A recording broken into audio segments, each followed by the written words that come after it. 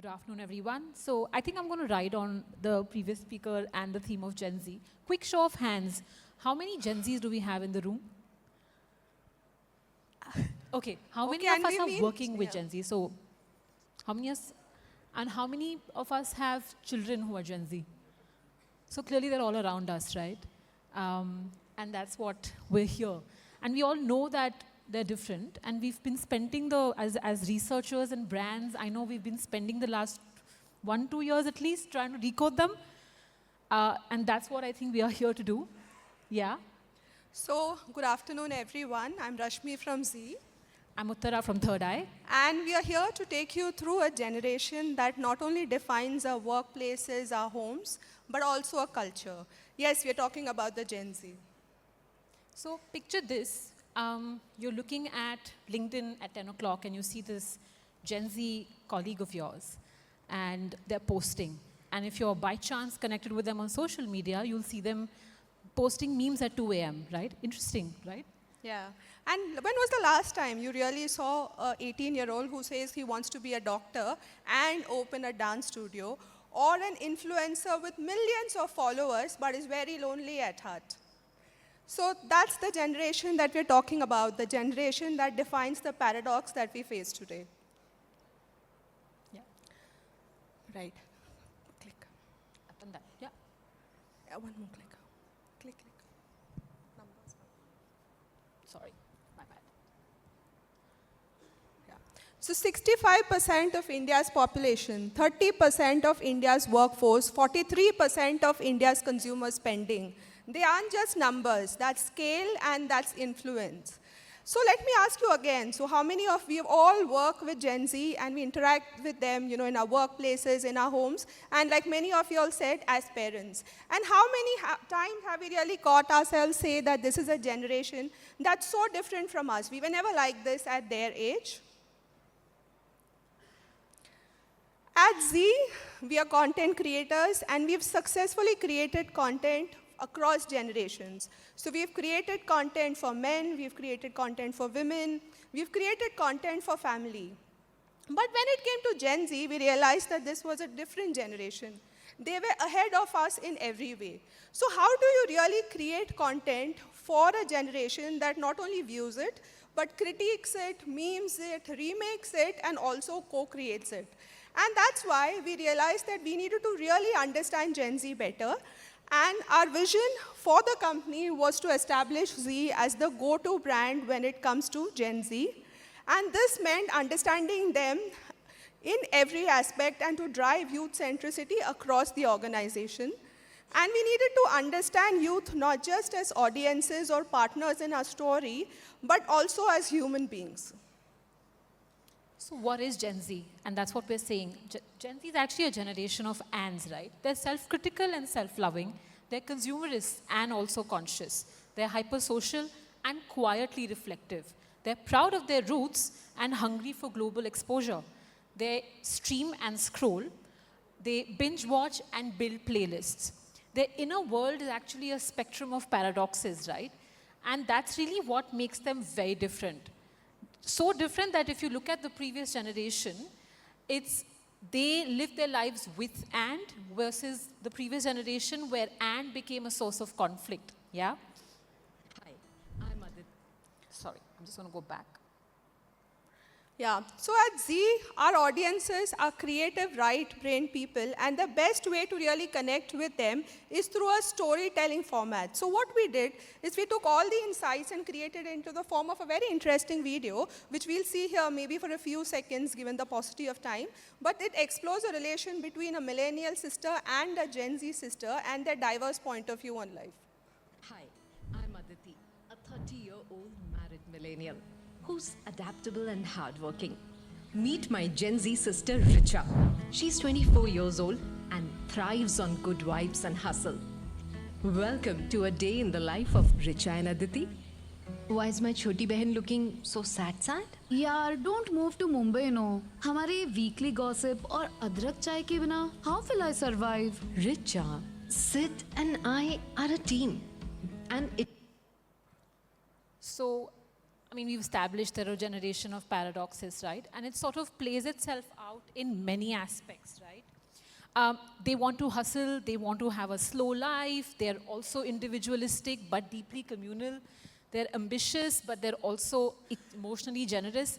There are many, many, many paradoxes. And I think that extends even to the relational selves, right? You look at their relationship with family, they're calling their parents their best friends, but they're also fearing judgment.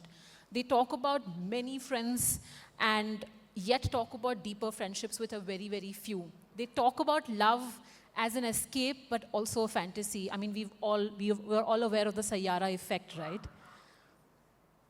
And which is why when you actually look at the way they're living their lives on the edge, yeah? Unapologetically living their lives, but they're also seeking validation. They're going to party till they drop dead, but they're also now following a sober curious movement. So it really makes you wonder what's really beneath them.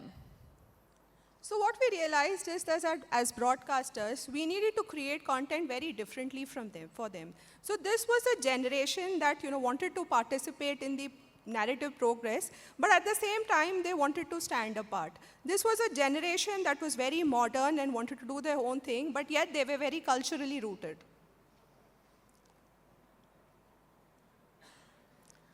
And which is why I think the methodology became really important. You couldn't go the traditional route with them, right? You had to mirror this and that's what we really did, even in the research we conducted. It was an inquiry into their real world, but at the same time understanding them digitally. It was observational and articulation. It really became about understanding them in all aspects in that duality. So qualitative deep dive plus quantitative scaling became the way, and therefore it became a methodscape in that sense, right? And which is why a lot of the methodologies that we took forward were reflective of this. We did ethnographies which were day in the life of. We also followed them on their digital lives for about a week or so. We also did friendship triads which brought out how they were in their meanings, in their world, in the people that they really sort of exist with, but we also tried to scale it. So the impact this study has had on our organization has been immense. I mean, we were not only able to speak to the youth, but we were also able to resonate with them. So let me give you 2 examples of show. The first show is Parinita from our Zee Bangla market. This story talks about a Gen Z rural girl who gets married to a modern youth from the city, and the life revolves around the college life where she continues to study, and we've explored a lot of Gen Z terms like a situationship, duality in life, etc. And I'm very proud to announce that within 2 weeks of its launch, Parinita became the top show among the youth in Bangla. The other show that I want to refer is our top show in Zee TV today, which is Tum Se Tum Tak. Here, the entire character personification of Anu, who's our lead character, was based from our insights. She is both responsible and fun-loving. She is both modern and family-oriented. And I'm yet again very proud to announce that we are the slot leader for the 8:30 p.m. slot. And we have, in fact, performed better than the iconic Tarak Mehta Ka Ulta Chashma as well. So this is, if you can go back and play a little bit. Right. Yeah. So the impact for this not only has been on our linear side of business, but it's also been on the Z5 side of business. So if you look at the latest release or the OC that we've released, Bakaiti, this explores a banter between a Gen Z brother and sister and the way they deal with intergenerational dynamics. We've also launched an app called as the Bullet app, which talks to their dopamine culture, offering 1-minute content. So the entire content is a micro drama that gets over in 1 minute. And the impact of the study has not only been in terms of content, but it's also made Gen Z friendly. So let's look at some of the initiatives we've launched. So we've launched a very unique program called as the Z Writers Room, where we are inviting Gen Z authors from the length and breadth of the company to actually come and participate and create youth narrative and content for us. So if there are any budding writers amongst you, I would really encourage you to also participate with us.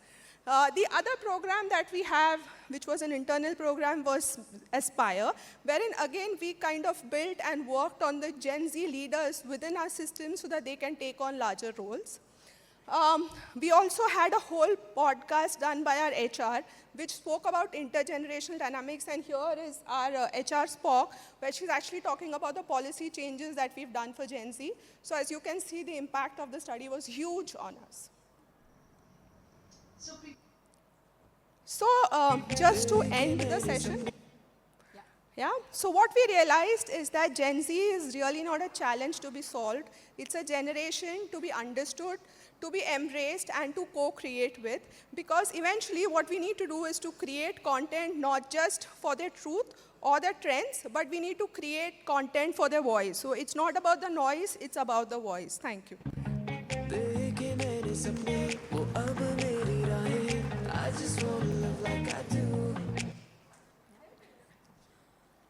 Thank you. We have a couple of questions from the audience. The first question is, how are Gen Z redefining concepts like success and happiness compared to the older generations?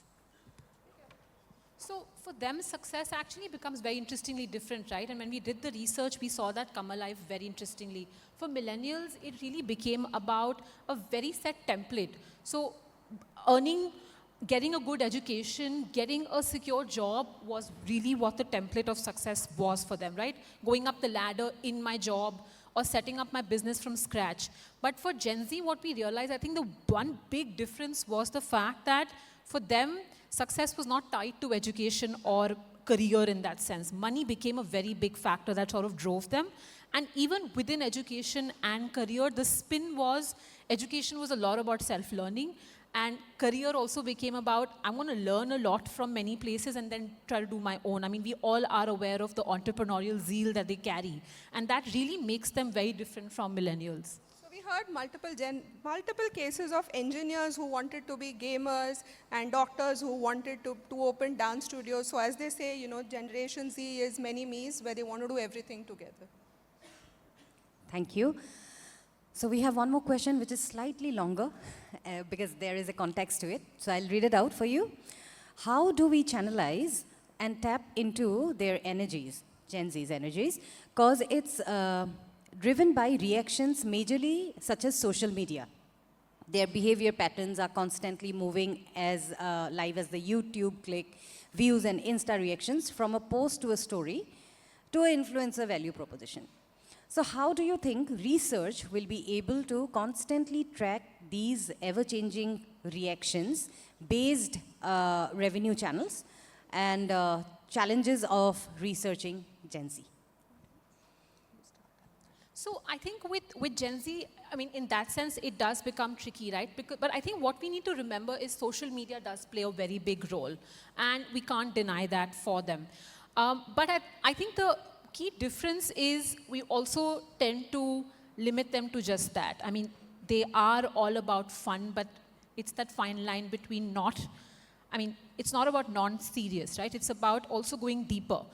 So I think for them, it really becomes important about going deeper into the tension that's not being articulated, because there's so much about projection. It becomes really important to go deeper into what are they not saying, and really then understanding what they mean in that sense, right? Yeah, so in fact, we had very interesting learnings over here. So like everybody would think that, you know, it's a new generation, they want to choose a partner of their choice. But what we realized is the trending term among them was assisted marriage, where, you know, you'll get your parents, they have like a long list of 100 things they want from their partners. Parents do the searching for them, and then they arrange it for them.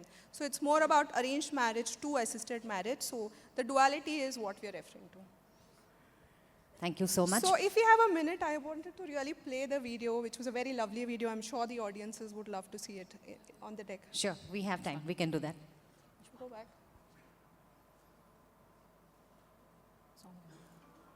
Piche? How do you go back?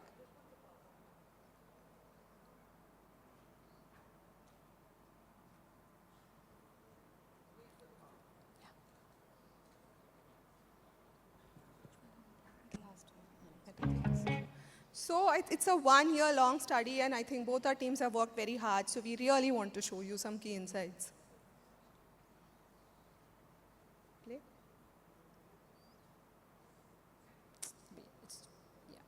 Yeah. सपने वो अब मेरी राहें I just wanna live like I do लिखे हैं ये नए फसाने मेरा नया जहां सारे जो मेरे इरादे पूरे हों मैं वहां Every day I'm so new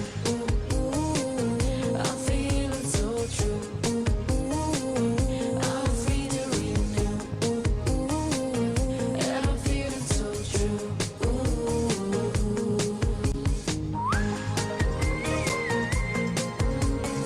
ये लम्हे you see me now you see me new देखे मैंने Thank you so much. Thank you.